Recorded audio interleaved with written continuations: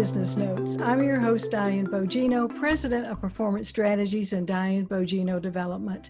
Our guest today, Bob Smith, is a health and life insurance advisor, bringing a unique business background. Bob arrived in Atlanta from New York in 2000.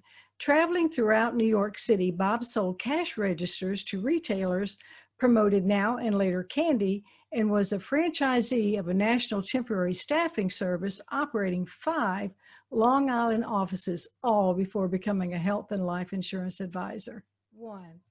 Bob, thank you for being on the show today. Oh, it's a pleasure to be here, Diana. Thank you for inviting me. You are welcome. Bob, your bio information highlights that your becoming a health insurance agent coincided with the passage of the Affordable Care Act, or ACA. What impact has the ACA had on an individual's health insurance and health coverage?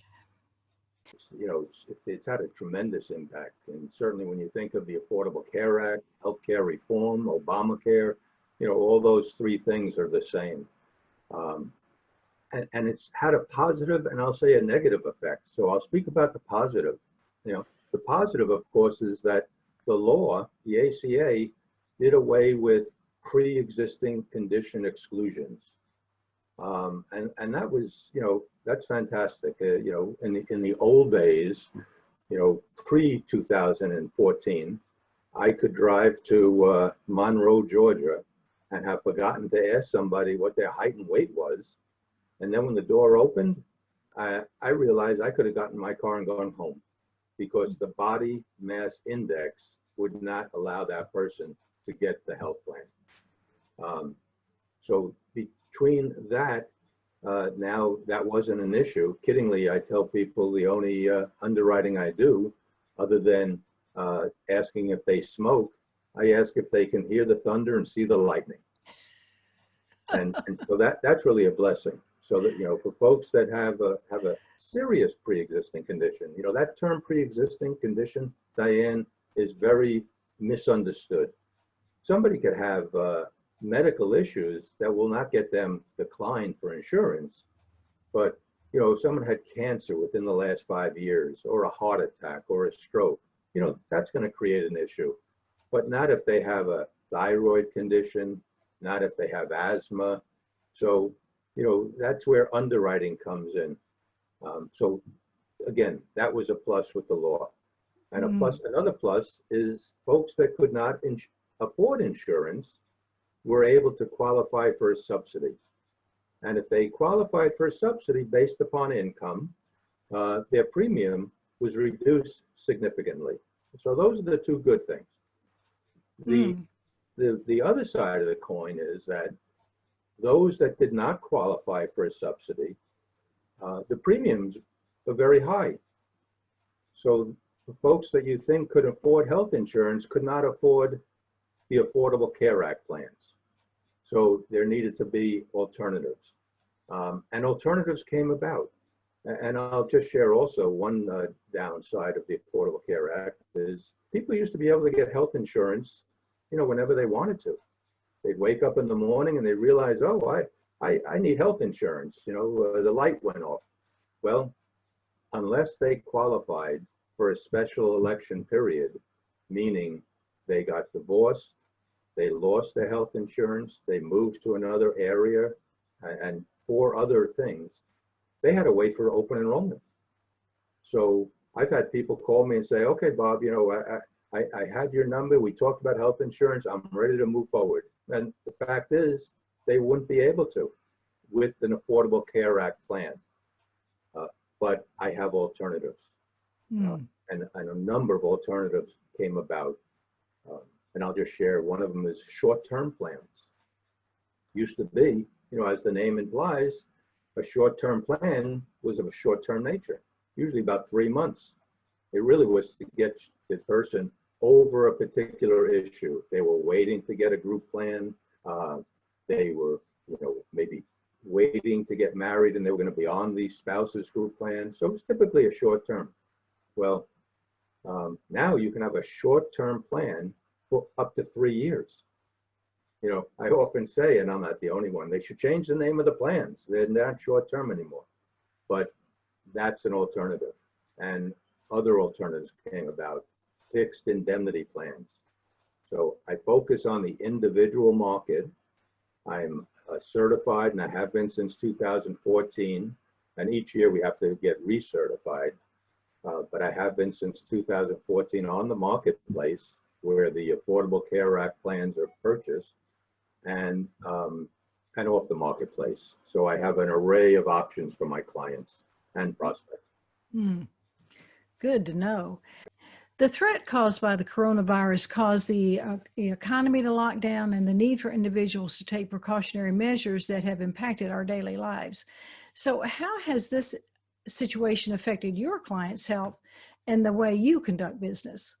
Well, certainly the coronavirus, the COVID-19 virus with the lockdown has caused and will cause an estimated 10 million people to lose their employer group coverage. They're losing their jobs, they're losing their coverage. So that's a tremendous impact. Folks, who had employer coverage for a significant period of time, they're now finding what it's like to be in the individual market. That's number one.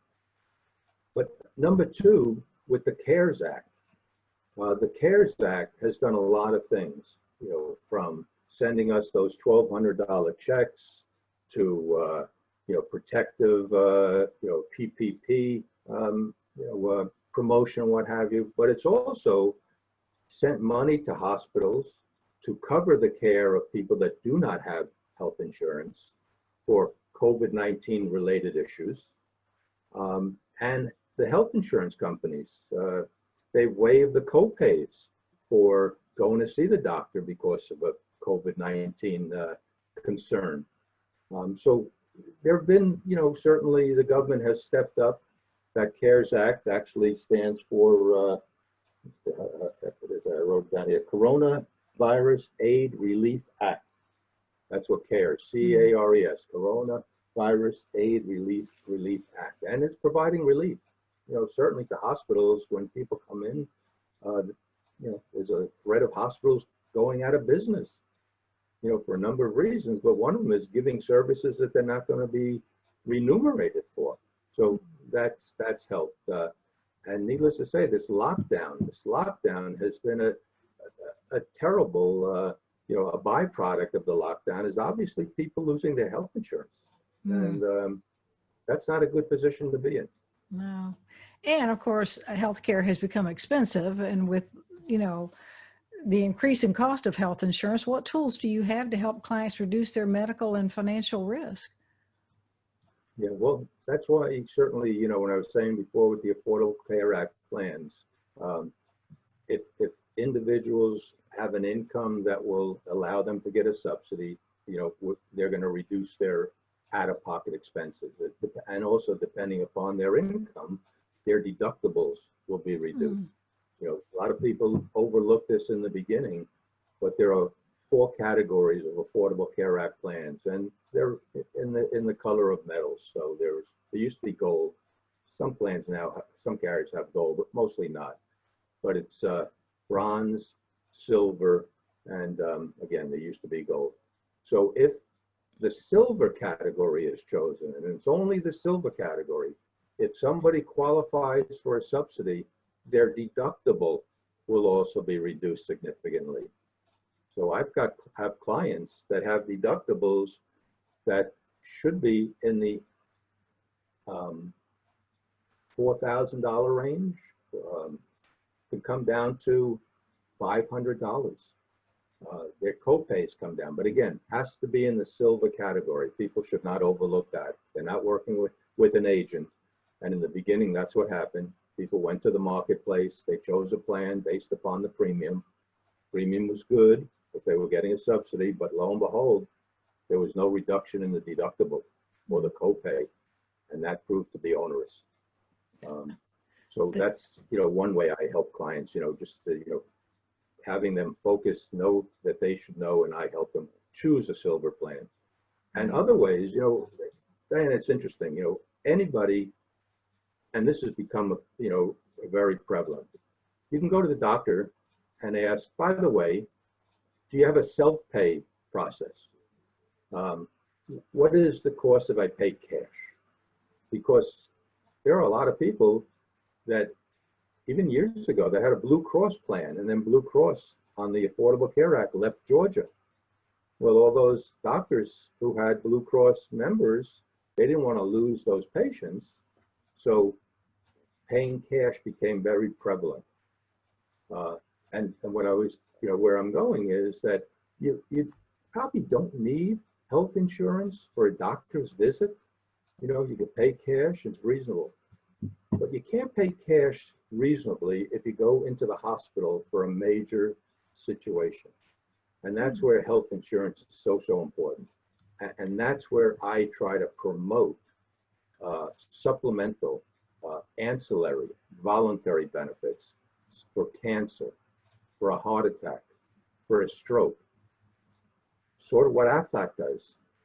Now, I have plans from carriers like Aetna and others that have those type of ancillary benefits. So if somebody, God forbid, has cancer, there's options to get a lump sum payment of up to $75,000, or plans that'll pay over the life of the cancer. Somebody needs to or wants to get a second opinion, and it's suggested to go to MD Anderson in Houston. Well, they have to get there. They have to pay for the transportation. They have to pay for the lodging. And that's what the ancillary plans do. So that's how I, bring to my clients' attention these elements that can help them reduce, eliminate out-of-pocket expenses. Wow. So the devil's in the details, huh? Man. No, the devil is in the details. And it's funny you say that, because when I think of it, there was one word that was changed in the Affordable Care Act plans from when they first were implemented to maybe a year or so later. That one word was after. One word, AFTER. And it was put in front of deductible, after deductible. So now a lot of the costs were transferred to the beneficiaries. Because before that, it was not after deductible, right? So the cost was a copay. But when you put that word after in front of deductible, well, first you have to satisfy the deductible. And if the deductible is in the thousands, and if you have a high premium, it's, in some cases you might be self-insured. And so the devil is in the details, the nuances, and that's why I always, recommend and always suggest. It's funny. I used to be in the health, not health. I used to be in the staffing industry, and the word outsourcing to me was always very important. I am not good at everything. I'm good at things that I focus on and I want to be good at. What I'm not good at, I want to outsource to a specialist. And when you're looking at the nuances of a health insurance plan, and if somebody is making purchasing decisions based upon the premium, I think of these two words, price versus cost. Everybody knows the price of everything, but unfortunately, the cost of nothing. And the real cost far outweighs the price, especially when you're making a mistake with choosing a health insurance plan. Right. Now, I understand that there are 10,000 seniors aging into Medicare every day. So what are the options for beneficiaries once they become 65 to avoid the confusing choices they face with the Medicare health coverage selection process? How can you help them with that? Well, and it's interesting because right now, this is a period where agents are getting recertified. So in other words, every year, if you want to sell Medicare products from the carriers that are representing those plans, you have to be recertified. You have to go through the testing of the national organization. Once you pass their exam, and they give you 3 attempts. If you fail, you can't take the carrier's exam. You just can't sell Medicare.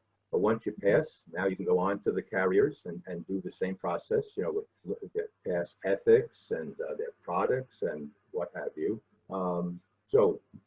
Agents come to the process, I think, with a strong background of what they're selling, number one.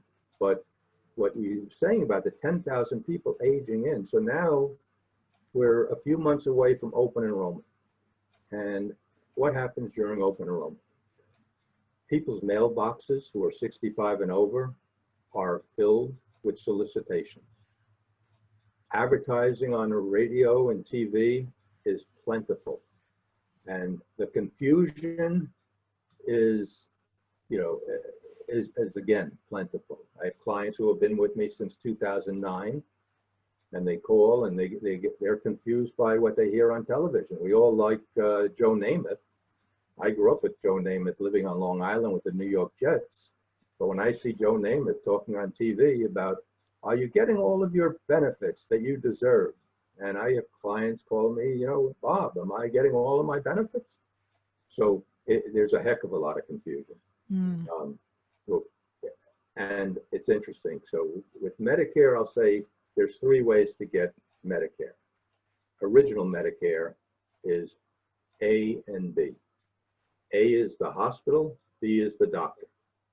But the problem with Medicare is that it's an 80-20 plan. So a Medicare beneficiary who only has Medicare is paying 20% of the bills. 20% of costly bills is costly. So the government asked the private insurers to come up with a plan that would be beneficial to Medicare beneficiaries. And they came up with what we call the Advantage Plan. Now, I'm not a genius, but I think they called it that because it's an advantage. It's a copay plan. It has everything that Medicare A and B has. By law, that has to have it, but they have value-added benefits. Dental reimbursement. Again, copays, $5 to go to the primary care doctor, and other benefits. But that's the second way. The third way is what we call Medigap, and it's called that to fill in that 20%. So yes, there is confusion, and when an agent sits, as it used to be in the old days, sit in front of somebody over the kitchen table, they would explain the differences, and depending upon a person's level of risk, depending upon a person's their medication, we want to check to see if they're in the formulary and at what level, what tier, and also doctors. So it is confusing. Government mails out every year the book Medicare and You. I don't know how many trees around the country are chopped down to produce this, but they do it also online if you request it. But even reading through that, it's confusing. So what I try to do, and what I've tried to do since 2009, is be there for my clients. And I'll give myself a little pat on the back, Diane. I'm branding myself Bob Cares, and the fact is I'm doing that because I do care. And good agents, they know the position they play, the role they play to eliminate the confusion, to take the fear out of making a choice. Because with Medicare, you can make a choice each year, but with a few stipulations, you have that plan for the year. So it makes sense to, again, outsource that to an agent that knows what they're doing and that you trust. Right, right. Now, of course, health insurance is something that we hope to never need other than for preventative services, but life insurance is a product that we know we will eventually be using. Would you share some insight into what you've found relative to the need for life insurance? Yes, so, and you're 100% right. I did have a friend who acquired a lot of material things, and based upon that, he told me that he heard that you can't take it with you. And if that was true, he wasn't going. Well, obviously, he told me he didn't have that option, but if he figured out how to do it, I wanted to know. So yes, life insurance is something we'll always use. And people say to me, Bob, when should I get life insurance? And obviously, the answer is, whenever you think you're ready for it. But the point is, like any insurance, quite frankly, Diane, you don't want to get it after you need it. So you want to get it before you need it. And life insurance is important. Life insurance, and it's interesting. Life insurance is for the living, right? For the people that you're leaving behind, and it's how you view those people. Obviously, they're your loved ones and you want to leave them in the best situation as possible. And life insurance is tax-free. That's a great, investment, tax-free. There's term insurance, meaning it has a set period of time. And term insurance is very, very popular. You need a mortgage taken care of. You don't want to leave your spouse with a mortgage. So you have a term policy that covers the mortgage. Your kids are, depending upon their age, they'll be going on to whatever, maybe college. You want to make sure you have the money. If they don't have access to your revenue stream, your income, because unfortunately you're not here, you want to make sure that they have access to that so that their whole life doesn't change. So life insurance, term life insurance is important. And then of course there's other whole life insurance and universal life insurance, a lot of different mechanisms that the insurance companies have come up with tied to this, the stock market and what have you. So life insurance is important, and what you choose is important. I will say term is the least expensive. So that it covers a certain period. It doesn't go up in price. What you're going to pay, and what you can leave behind. And there is also now life insurance that has a living benefit component to it. Living benefit over the years has certainly gotten expensive. I'll say for myself, I get letters periodically that my premium is going up, or if I want, I can reduce my benefits. The fact is that we're living longer. So it's interesting. Here's an interesting thing. Life insurance premiums are coming down because we're living longer, and the insurance companies are collecting more of the premiums. Long-term care is, again, we're living longer, but we're living with ailments where the insurance companies are going to be paying out the long-term care benefits. So those premiums, the actuaries, when they first came up with it, made maybe incorrect projections. So a lot of companies have gotten out of that business, long-term care, and they're putting, having an element in life insurance where there's a living benefit. So if you need the living benefit, you can have access to the face amount of your life insurance. And so that's becoming very popular. Interesting. So now, Bob, of course, being in the staffing industry, you know as well as I do that companies have used benefits to attract, the top talent, but competition is so strong today. Would you think it would be a good idea for organizations to say, add additional coverages like dental, vision, and long-term care like you were just talking about, or even life insurance to attract top talent today? No, definitely. And, it's funny that you say that because, I went back to look to see where companies and health insurance came together. And it's interesting to note that it happened in 1942. In 1942, with FDR, President Roosevelt, he was afraid of inflation. So he had a law passed, the 1942 Stabilization Act. And not to get into the weeds, but that act did not, or caused employers not to raise wages. But they had to compete with employees, or for employees with other companies. So how to compete? Offer health benefits. And that's where group plans started. Hmm. So, Wow. so it was with the 1942 Stabilization Act, and then fast forward to 1950, unions became very strong, and they negotiated for better health benefits.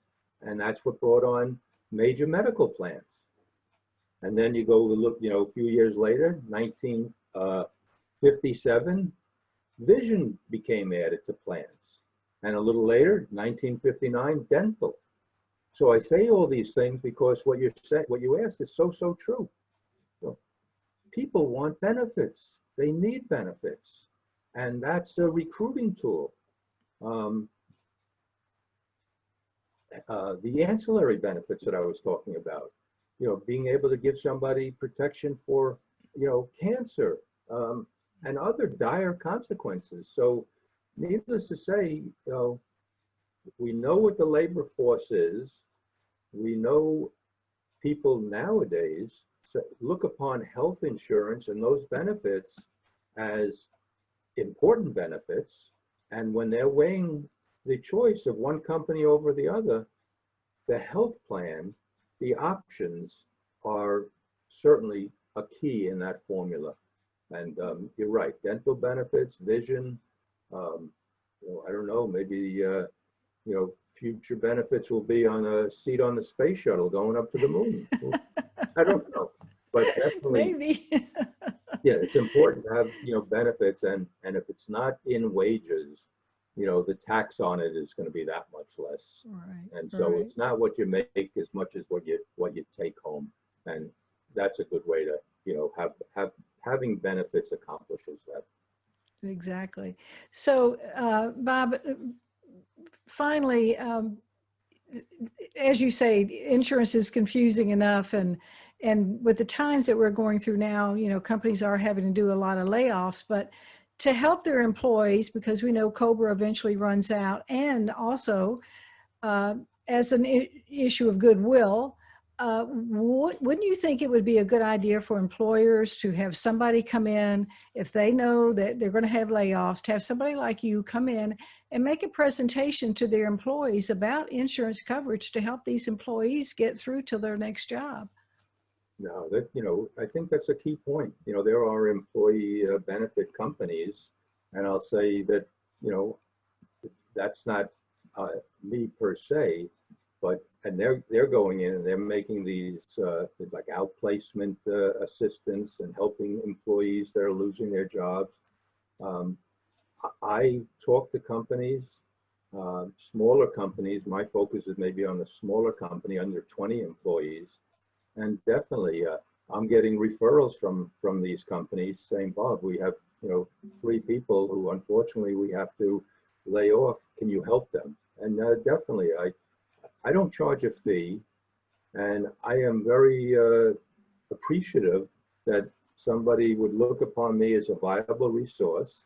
And again, it's part of my branding. Bob Cares. I'm going to give people insight. I'm a member of a number of different groups. One, a group that assists divorcees.